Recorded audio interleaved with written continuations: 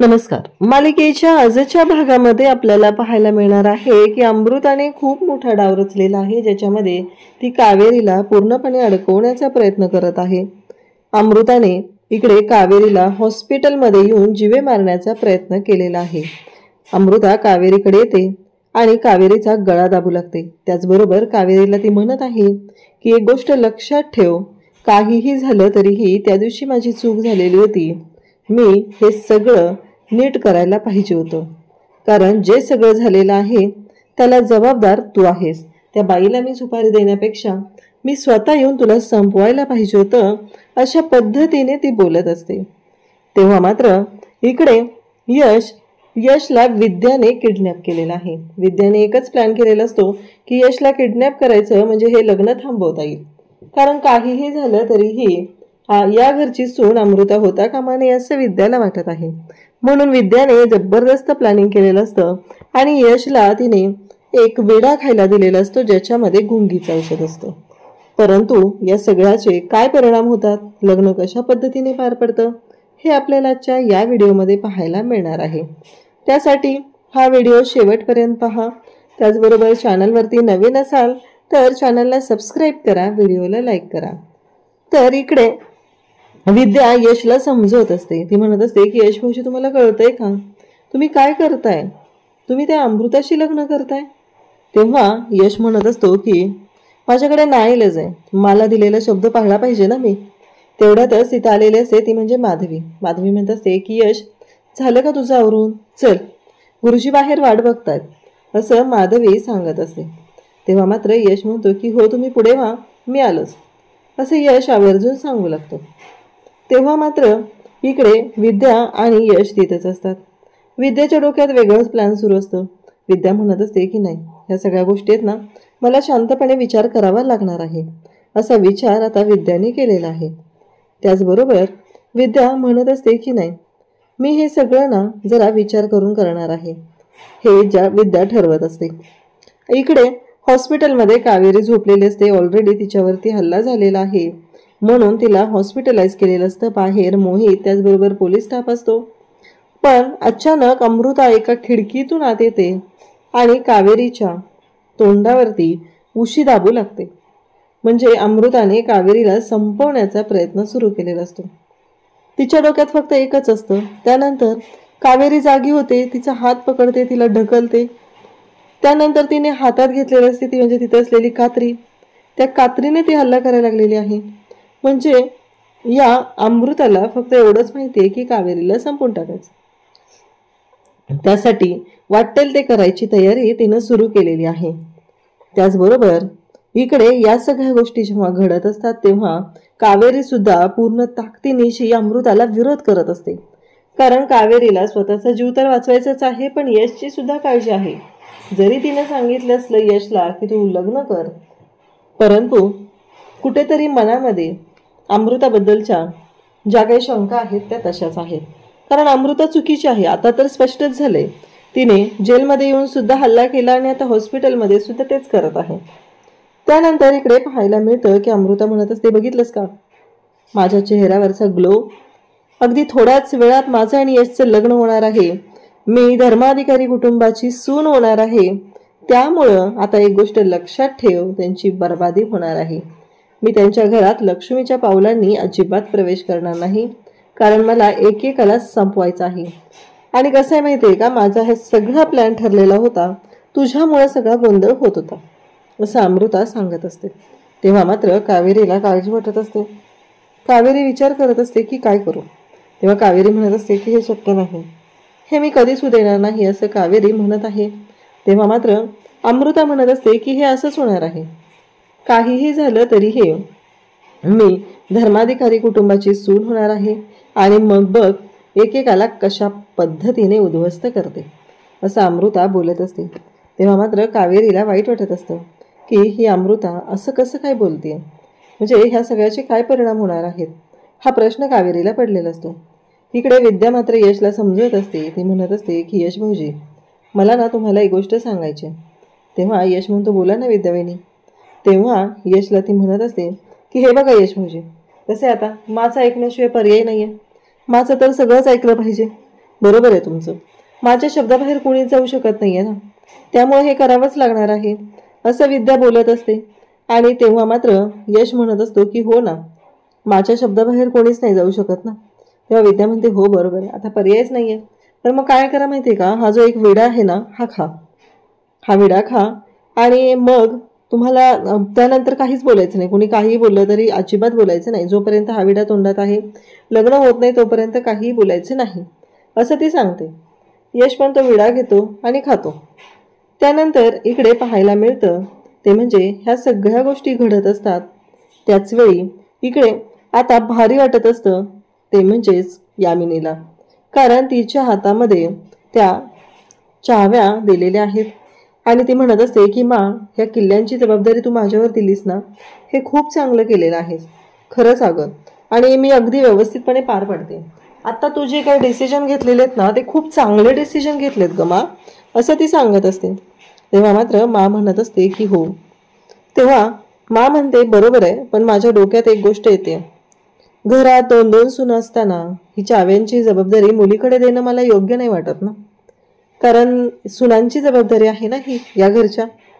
तेव्हा यमुना मात्र म्हणत असते अगं पण मा काय प्रॉब्लेम आहे, मी व्यवस्थित सांभाळते ना. इकडे मा मात्र म्हणत असते हो ग, तू व्यवस्थितच सांभाळते, त्याच्यामुळे काही प्रॉब्लेम नाहीये. परंतु माझं असं म्हणणं असतं की विद्या कशी माहितीये ना ग तुला, वेंदळी आहे ना ती खूप, त्याच्यामुळं तिच्याकडे मी ही जबाबदारी नाही देऊ शकत. मान्य आहे मला. तेव्हा इकडे आता या यमुनाला खूपच वाईट वाटू लागतं. यमुना म्हणत असते की काय करू मी, म्हणजे माझ्या डोक्यातून ह्या गोष्टी जातच नाहीयेत.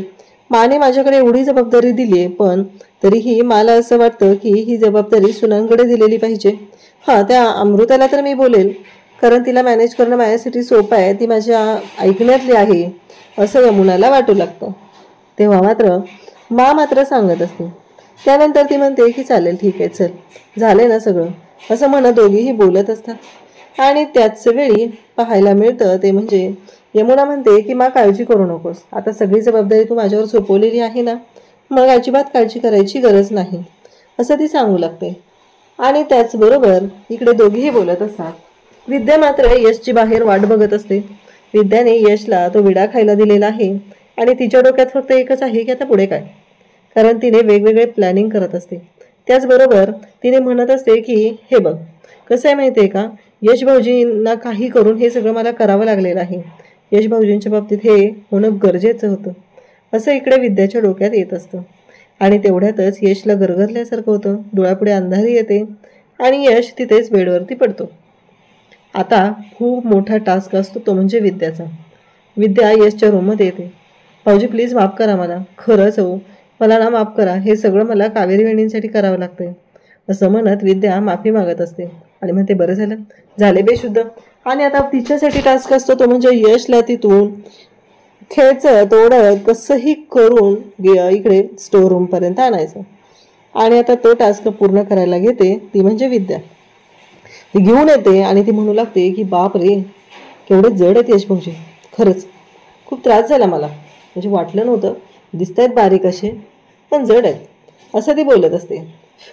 तिचं मात्र भारी असतंय की काही असू दे, कारण अमृता योग्यच आहे ह्या गोष्टीवर मात्र विद्याने शिक्कामोर्तब केलेला असतो.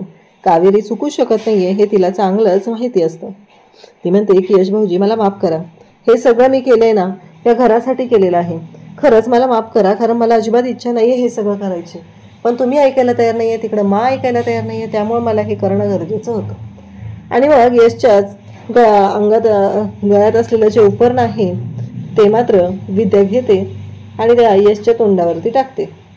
आणि मग म्हणते की यश भाऊजी आता निवांत झोपून राहा, आणि जरी उठलात तरी त्या गुलाबी रंगाच्या गुलाबी स्वप्नांमध्ये तुम्ही हरवून जाल, असं म्हणत विद्या म्हणते की आता बाहेरून कडीच लावते, म्हणजे जरी जागे झाले ना तरी यश भाऊजी बाहेर येऊ शकणार नाही.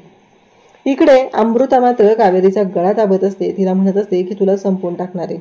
कसं आहे, मला त्या धर्माधिकारी कुटुंबामध्ये जरा सुद्धा रस नाही, एकेकाची कशी वाट लावायची आहे ना हे मला चांगलंच माहिती आहे, त्याच्यामुळे ह्या सगळ्या गोष्टी मी माझ्या पद्धतीने करणार आहे, असं इकडे अमृता बोलत असते. त्यामुळे या सगळ्यांना कसं संपवायचं हे मला चांगलंच माहिती आहे आणि त्या पद्धतीने मी करून घेईन, असं म्हणत ती कावेरीचा गळा दाबत असते. कावेरी म्हणत असते की नाही, काही झालं तरीही मी हे मात्र होऊ देणार नाही, असं कावेरी म्हणत असते. आणि त्याचबरोबर इकडे अमृता कावेरीचा गळा दाबत असते. ही सगळी तिची नाटकं चाललेली असतात. कावेरीला संपवण्यासाठी कावेरी बिचारी जीवाच्या आकांताने ओरडत असते. आणि त्याचबरोबर हे सगळं जेव्हा कावेरी करत असते तेव्हा मात्र तिने अमृताला जोराचा धक्का देते आणि ओरडू लागते की मोहित जिजू, असं म्हणत ती ओरडायला सुरुवात करते. तेवढ्यातच मोहित धावत येतो. मोहित म्हणतो, काय झालं? कावेरीला श्वास घेणं सुद्धा आता इथे अवघड झालेलं असतं. आणि तो धावत येतो. तो म्हणतो की कावेरी थांब.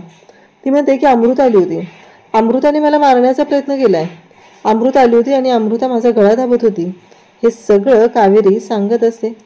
तेव्हा मात्र इकडे मोहित म्हणतो की मी बघतो, असं म्हणत मोहित आता कावेरीला पाणी देतो आणि तिथून अमृता ज्या बाजूने पळून गेली त्या बाजूला तो जातो. का तर त्याला इकडे कावेरीची मदत करायची आहे. हे सगळं जेव्हा घडत आहे तेव्हा मात्र उदय इकडे आलेला असतो. मा म्हणत असते की काय झाले उदय? तेव्हा उदय म्हणतो की मा, मला माहिती आहे हे सगळं जे काय घडतंय ना ते ठीक आहे, पण तरीही मला मात्र या कोणत्याच गोष्टीमध्ये अजिबात रस नाही. मी तुला फक्त एकच सांगेल मा, की मला या सगळ्यामध्ये तू अजिबात फोर्स करू नको, मला या सगळ्यासाठी इथे थांबायला सांगू नको. तेव्हा मा म्हणते, बरोबर आहे, कावेरीनं जे केलं ते चुकीचं केलं, असं करायला नको होतं. तेव्हा मात्र इकडे या सगळ्या गोष्टी घडत असतात. तेव्हा उदय म्हणतो, मान्य आहे मला कावेरीने चुकीचं केलं, पण एक गोष्ट लक्षात येते का मा, यश तरी आपला होता ना, मग यशने का असं केलं, यशने का फसवलं, असं ती बोलत असतो. त्यामुळं मला तू इथे अजिबात सांगू नको, मी या कोणत्याही कार्यक्रमात थांबणार नाही, असं इकडे उदयने सांगितलेलं असतं.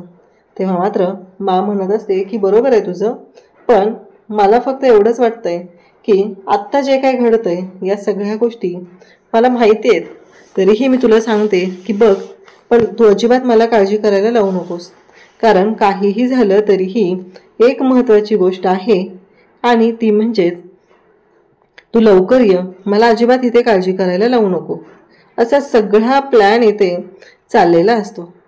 तेव्हा मात्र इकडे आता यमुना येते आणि म्हणते, काय झालंय नक्की, काय करू, हिला सांगू का मी? अमृताही सापडत नव्हते, आता ती अमृता आली, पण अचानक हा यश कुठं गायब झालाय? जर यांना कळलं यश कुठं गेलाय किंवा यश नाहीये तर खूप अवघड होईल. आणि आता माने ही सगळी जबाबदारी माझ्यावर दिलेली आहे, तर मला ही जबाबदारी पार पाडावी लागेल, नाहीतर माझ्याकडच्या ज्या चाव्या आहेत ना त्या काढून घेईल. आता यमुनाला तिची काळजी लागलेली, तिला फक्त एवढंच वाटतंय की आपल्याकडच्या चाव्या काढून नाही घेतल्या पाहिजेत आणि त्यासाठी तिचे प्रयत्न चाललेले आहेत. इकडे यश जागा होतो. जरा वेळेच्या आधीच तो शुद्धीवर आलेला असतो आणि बिचाऱ्या विद्याने केलेला प्लॅन फेल करत असतो. यश जागा होतो आणि तेव्हा मात्र इकडे यमुना सगळीकडे शोधत असते. यमुना म्हणत असते की काहीही झालं तरीही मला आता यशला शोधावंच लागणार आहे, हा यश कुठे जाऊन बसलाय, खूप मोठा प्रॉब्लेम होऊ शकतो याच्यामुळं. इकडे विद्याला काळजी वाटत असते. विद्या म्हणत असते की जाऊ दे, मी जे काय केले ना ते बरोबरच केले. इकडे यमुना विद्याकडे येते आणि म्हणत असते, विद्या तुला कळत नाहीये का तुझं काय चाललंय? तेव्हा विद्या म्हणते, काय झालं, मी काय केलंय, असं विद्या सांगत असते. तेव्हा मात्र ती म्हणत असते की अगं यश इथे एकतर सापडत नाहीये, तू शोधत का नाहीयेस त्याला? विद्या म्हणते की आता काय करू मी, जर यश भाऊजी सापडलेच नाहीत तर, आणि यांनी मला जर कळलं की हे सगळं माझ्यामुळे झालंय तर मात्र मला हाकलून देणार. एवढंच ह्या विद्याच्या डोक्यात येत असतं. घाबरलेली असते बिचारी. फक्त तिला एवढंच वाटत असतं की काहीही झालं तरीही यश आणि अमृताचं लग्न होऊ नये यासाठी तिने हे सगळं केलेलं आहे. तेव्हा मात्र इकडे या सगळ्या गोष्टी जेव्हा घडत असतात तेव्हा यशला शोधत आता सगळीकडे यमुना येते. ती म्हणते, अगं विद्या फोन लाव. विद्या म्हणते की माझ्या हातात नाहीये फोन, असं म्हणत विद्या फोन नसल्याचं सांगू लागते. तेव्हा अमृता म्हणत असते की यमुना म्हणते की ठीक आहे मी बघते, असं म्हणत यमुना स्वतःच फोन लावते. इकडे यश मात्र आता शुद्धीवर आलेला असतो. तो दरवाजा वाजत असतो आणि नेमकं तिथे अनुष्का आणि पार्थ खेळत असतात आणि यशला कळतं की हा अनुष्का आणि पार्थचा आवाज आहे. तर मग मी त्यांना विचारू का? दरवाजा वाजवतोय, दरवाजा उघडा म्हणतोय, तेव्हा अनुष्का आणि पार्थला तो हाक मारतो आणि त्यांना म्हणू लागतो की प्लीज ऐका ना. तेव्हा तो म्हणतो की यश काका तू? तेव्हा यश म्हणतो की हो मीच. आणि मग दरवाजा उघडला जातो. दरवाजा उघडल्यानंतर अनुष्का आणि पार्थला तो म्हणतो की थँक्यू, चालेल तुम्ही खेळा आता, मी आलोच. असं म्हणत यश तिथून जातो. आणि मग तो मुलं म्हणत असतात की तुला कुणी कोंडून ठेवलेले ते यश काका? तेव्हा यश म्हणतो नाही रे, मला कोंडून नव्हतं ठेवलं कुणी, असं म्हणत यश बोलत आहे. तेव्हा मात्र इकडे आता सगळेजण शोधाशोध करत आहेत. यश कुठं आहे, माधवी, अमृता, त्याचबरोबर यमुना आणि विद्या सगळेजण जमलेले आहेत. यश कुठं गेला अचानक, हा मोठा प्रश्न उभा राहिलेला असतो. आणि तेव्हा मात्र इकडे मा म्हणते की काय झालंय नक्की, आता लग्नाचा मुहूर्त जवळ आलाय आणि यश कुठं गेलाय. तेवढ्यातच विद्याला यश येताना दिसतो आणि विद्या म्हणत असते की हे काय झालं, यश भाऊजी कसे आले इथं, म्हणजे मी दिलेल्या औषधाचा काही परिणाम झाला नाही की काय, असं विद्याला वाटत आहे. तेव्हा विद्या दचकलेली असते. यशचं लक्ष मात्र विद्याकडे असतं. तो विद्याकडे पाहत असतो आणि तो म्हणत असतो की आत्ता कळलं मला हे सगळं काय झालेलं आहे. तेव्हा तो येतो आणि माला म्हणू लागतो की मा हे बघ, कुणी काहीही केलं कसंही झालं तरीही मला मात्र एकच गोष्ट माहिती आहे आणि ते म्हणजे की हे लग्न होणार आहे. कोणत्याही परिस्थितीमध्ये हे लग्न होणारच आहे. आणि त्याचबरोबर हे सगळं जेव्हा घडत असतं तेव्हा मात्र यश म्हणत असतो की मा सगळी तयारी करायला घ्यायची आहे, असं तो सांगत आहे. आणि सगळेजण आता तयारीला लागतात. तर उद्याच्या भागात आपल्याला पाहायला मिळतं की यश आणि कावेरीचा विवाह सोहळा संपन्न होत आहे. आणि मग माधवी म्हणते की हे घुंगट का घातलंय. तेव्हा मात्र माधवीला सांगू लागतात अगं तूच सांगितलं ना तुमच्या घरची प्रथा असते म्हणून, आणि आता काय बोलतेस. तेव्हा माधवी म्हणते नाही, असली घुंगटची कोणती प्रथा नाही आमच्या घरी. तेव्हा इकडे माला धक्का बसतो. मा म्हणते मला तिनं सांगितलं अमृताने. आणि मग मा तिथे जाते, विचारू लागते आणि कोण आहेस तू, काढ घुंगट, अगं अमृता आता तरी घुंगट काढ, असं ती म्हणत आहे. आणि त्याचबरोबर हे सगळं जेव्हा घडत असतं तेव्हा मात्र आता तिथे सगळेजण असतात. आणि मग मा घुंगट काढते आणि सगळ्यांना धक्का बसतो. यश घरातले सगळेजण पाहतच राहतात. हे सगळं काय झालं, अचानक काय झालेलं आहे, हे कसं पॉसिबल झालं, अशा गोष्टींचा विचार करू लागलेले असतात. आणि त्याचबरोबर इकडे माच्या लक्षात येतं आणि तिथं लग्न करून आता आलेली आहे लग्न मंडपामध्ये, ती म्हणजे कावेरी. अशाच अपडेटसाठी चॅनलशी कनेक्ट राहा. थँक्यू.